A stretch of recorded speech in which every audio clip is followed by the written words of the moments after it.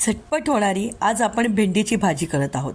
इथे भेंडी स्वच्छ धुवून पुसून त्याचे उभे काप मी करून घेतलेले आहेत। सुरुवातीला पॅन गरम करून फक्त भेंडी आपल्याला छानपैकी परतून घ्यायची आहेत। असं भेंडी परतल्यामुळे एक तर भेंडी चिकट होत नाही आणि भाजीही लगेच शिजते। भेंडी परतत असताना यामध्ये तेल अजिबात घातलं नव्हतं। छानपैकी भेंडीवरती काळे हलकेसे डाग पडेपर्यंत आपल्याला भेंडी मध्यम आचेवरती परतून घ्यायची आहे।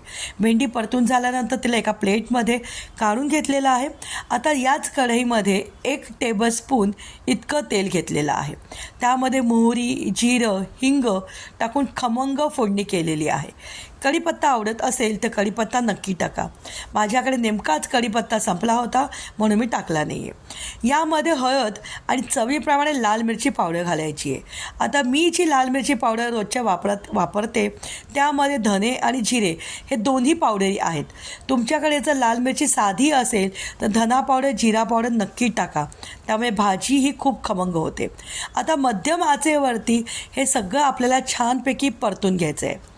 भेंडीची भाजी शिजत असताना वरती वाफेवरती प्लेट अजिबात ठेवायची नाही आहे, तर भेंडी खूप जास्त चिकट होते।